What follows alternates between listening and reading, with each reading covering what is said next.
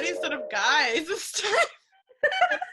What is quarantine How doing? dare you choose that word instead? Maybe I'm actually trying to be like inclusive now. You're right. You're right. Right? You know? Hi, everybody.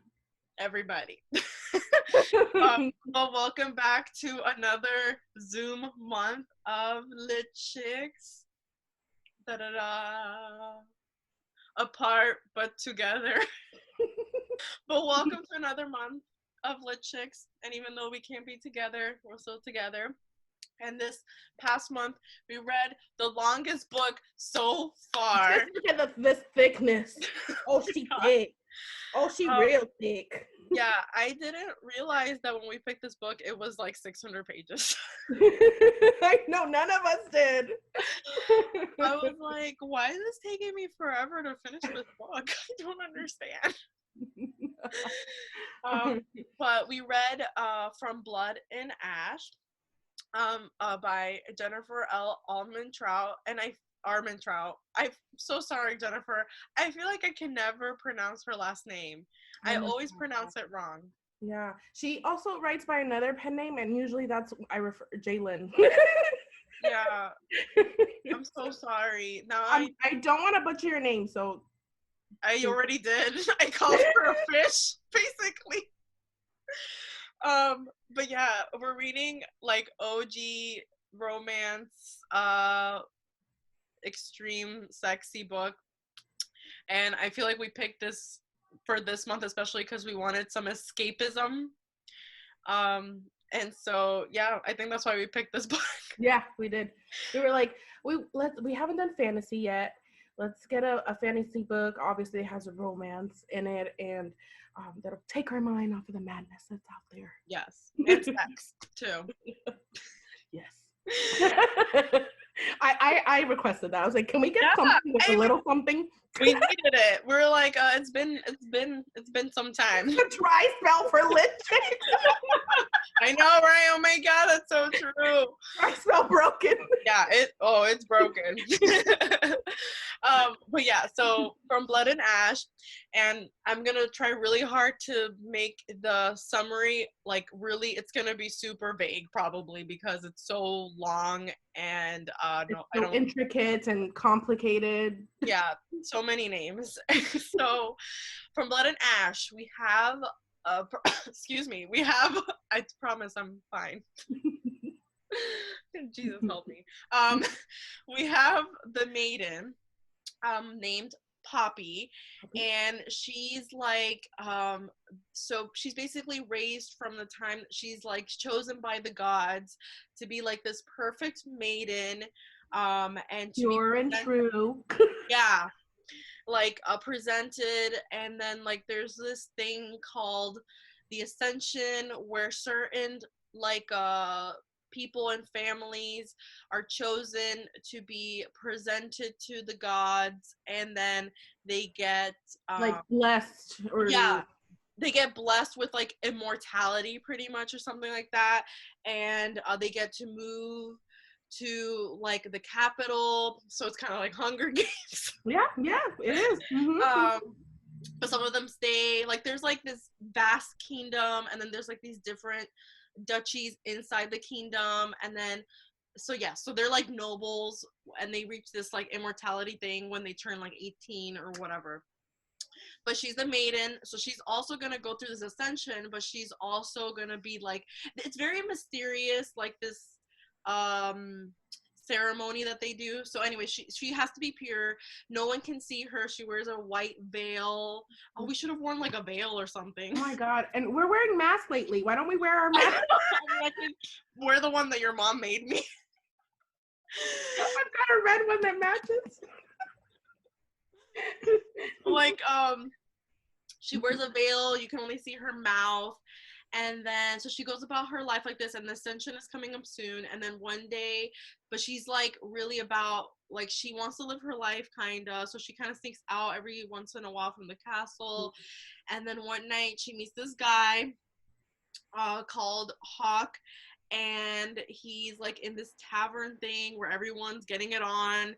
And yeah, and then they have a passionate encounter, but he doesn't know that she's the maiden, and she doesn't know that he's gonna have some more like, I guess, more hands-on in her life soon. Yes. So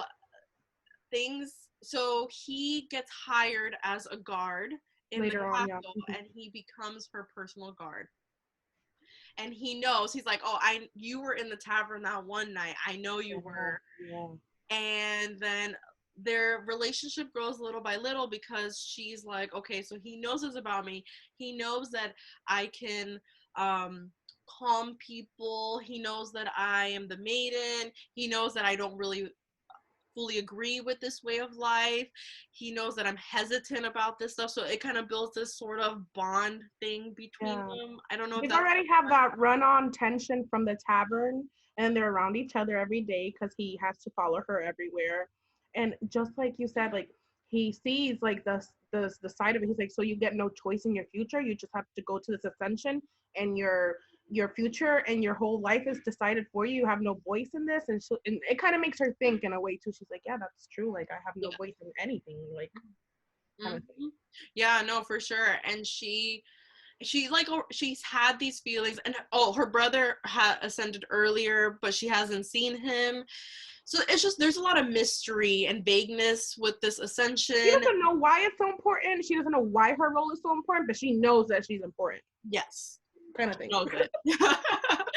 And then on top of that, there's like this kingdom, and then there's like this kingdom that's trying to rise up again from this war that was fought like hundreds of years ago.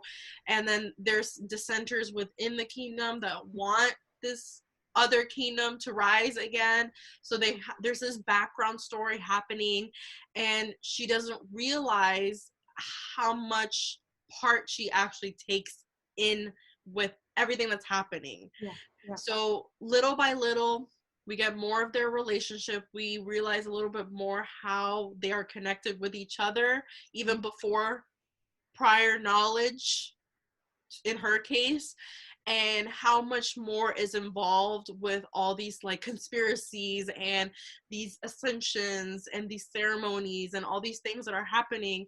It's like slowly revealing little by little, with all these actions sequences that happen throughout, and then slowly getting to know this guy Hawk.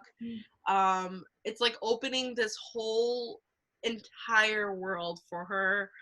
And I think that kind of sums it up without giving too much. Yeah, 100%. I feel like that really gives it. I feel like she's kept also really badass. Like, she can fight. Like, she really can fight. So she learned how to fight. She has like these powers that help like calm people down, and she can feel people's emotions. So she's kind of like the Cullens, where she kind of I'm sorry, I'm bringing all these references. I love it so much. I don't know. It's like the Hunger Games and the Twilight and everything all at once. All together. Yeah. And then there's like, and this is not a spoiler, there's also like these like werewolf things and vampire things. There's vampires and werewolves. They're called something different in the book, but they're vampires and werewolves. Yeah. They're like, they're called like Wolven, and then there's Atlanteans, there's Raven. I was like, wow. I don't know. There's all these things. So yeah, so there's a lot involved in the story, and it's very intricate. I mean, it's a fantasy. It's gonna be intricate. So. Oh my god, sex on a page. Yeah. So I think I kept it as vague as the actual ceremony. Yeah. Yeah. If you're confused, so is she. So are we. All confused. I was like, welcome. Oh my goodness. So with that being said, the things that you actually want to know to determine if you want to read this book, besides our bad summary, is what is the thing? The ascension? Masculinity factor. Oh, the masculinity factor. Yes.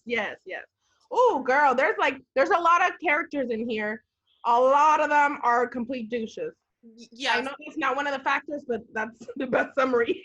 I have to agree with you. I think because just the mere fact that she's a maiden and she has to remain a virgin, I'm like, okay, what? First of all, what? Like, What? hello? Can she What? live her life? Yes. So I have to agree with you. There's a lot of douches. There are. There really are.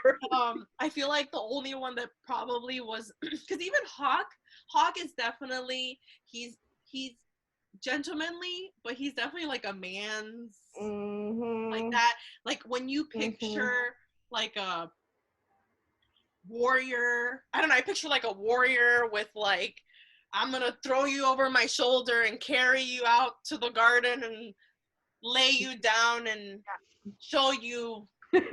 Rock your world. Yeah, there you go. So even I think he would probably get like, I think masculinity toxic is more towards 5, right? So I feel like he would be like a 4. A 4. He's like I would say he's like that badass guy that gets on your nerves, but at the end of the day he has good intentions, but he still gets on your nerves. Yeah. He still will be sneaky and make decisions for you, but he still does it out of like love and kindness. Yes. Like, yes. You can't hate him forever, but you can hate him for a little bit. Yeah, you can hate him for and I mean there's parts that you show him that she hates him. Yes. So he's kind of like that, I would say. Like he's definitely an alpha male for sure. And then the only person I think that I would say that's kind of like just normal is her like guard, the older guy. Like the leader of her guards. That he kind of is like her dad. We don't live in these times, so we're like, the leader of the guard. The guard. So number 1, and then there's the number 2, and the number 3.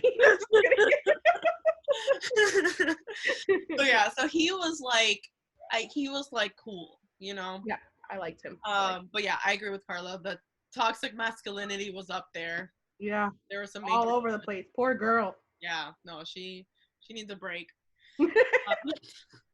And then the next one is sexy factor. Sexy factor.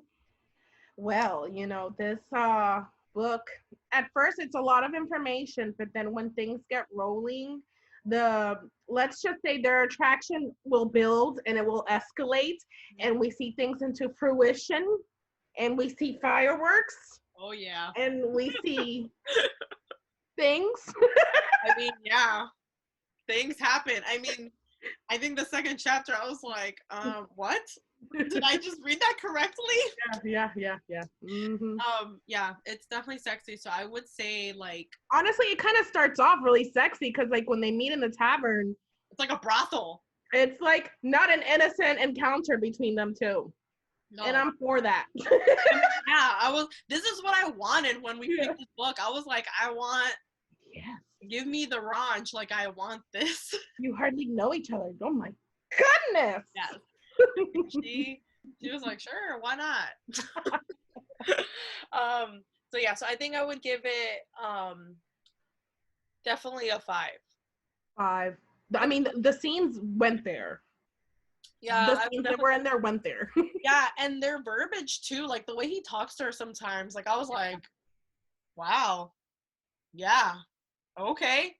Hey, again, alpha male. Yes, exactly. Yeah, for sure. Which is, I'm okay with someone taking charge sometimes. I'm okay with that. Sometimes I don't want to use my brain. Yeah, I make decisions all day. Go ahead. Tell me. Yes, exactly. Correct. And then the next one would be, I'm totally going off of my memory right now, is movie rating. Movie rating, yes. Man, this is R. Yeah. That was like so easy. The war scenes, like, yeah. Like, oh yeah, sword went through his mouth or something. Yeah, blood splattering all over. Like, what's that Henry Cavill show on Netflix? Like The Witcher. It's like that. Yeah, like, yeah. And then make out. Yeah, no, actually, that's probably a good, accurate, like, comparison. Yeah. It's kind of like, actually, I probably would picture Hawk as The Witcher. The Witcher? That's probably what I would maybe picture him as. Yeah. I mean, Henry Saville is my point of reference, so I must agree. We're here for it. Yeah. And then I think that might Just the takeaway, like the lessons that we learned, right? That's it. Right? I don't know if this was a learning book. We love you guys for being so understanding. I feel like I learned that I like sex books. I mean, I already knew I liked this, but okay, I know we try to get a takeaway from the book. So yeah, I guess I can say that a takeaway from this book is that she tried her hardest to take her life into her own hands. Yes. And although she doesn't succeed in this book because things happen, and obviously it's going to be a series, there's going to be more character development. She definitely is on the path to like learning more about herself. So she really questioned everything for the most part. I agree completely, because at first she's very complacent, going through the motions, being the maiden, and just even when Hawk first meets her, he's like, so you're just gonna go there because they summoned you? Because why? And she's just like, well, I just go because I'm summoned. I'm the maiden. I just do it because I'm the maiden. And then all of a sudden, like, her world starts changing. She's like, wait, like, my reality might not be the at most reality that there is. Maybe I've been spoon-fed a whole different truth, you know?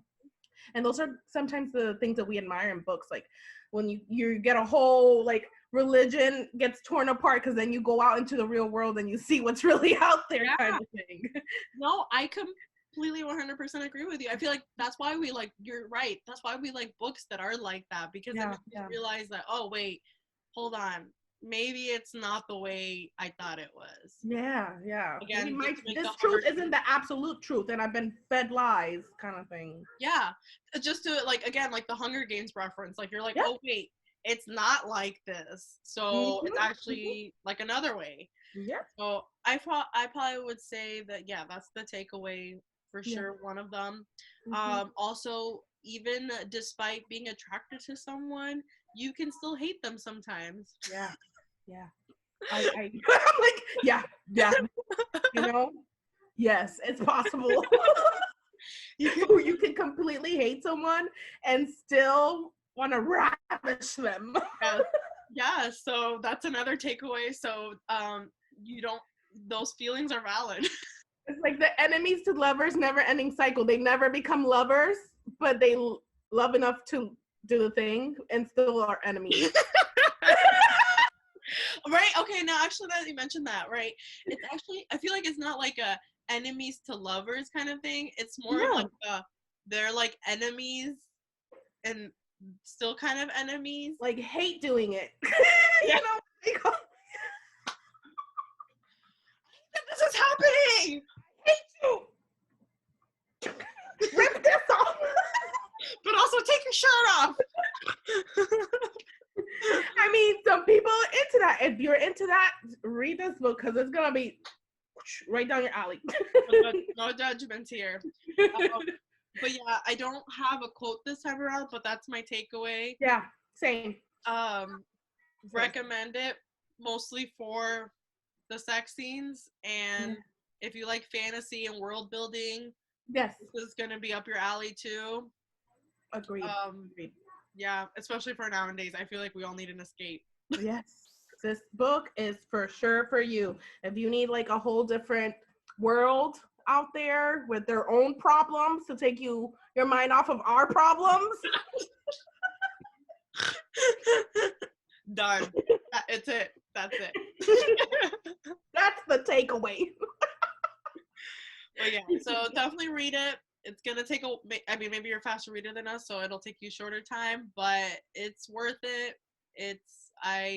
Do it. Read it. Definitely. We want to hear your thoughts if you read it. Yes. We love debating this stuff. For sure. Tell me what you think.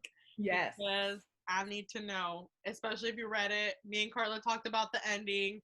It is definitely worth talking about. Oh my gosh, that ending. Have you read it? That ending! Yeah. That was my face. What Carla just did, I was just like, what? What just happened? But all right, guys. So we'll be back next month, and we'll. Oh, we can't wait to show you next month's pic. I just have to say that because I'm so excited. Bye. I feel like I'm so excited. I've never been this excited. I'm so excited, guys. Before, I'm just extremely excited. It's gonna be the best one yet. I feel like Yes. it's gonna be the best one yet. All right, guys. Well, it was nice to be with you. Hopefully, you enjoyed this Zoom Lichicks. And again, reach out to us. Talk to us. We appreciate your words and your love. We'll see you again next month. Okay, bye, guys.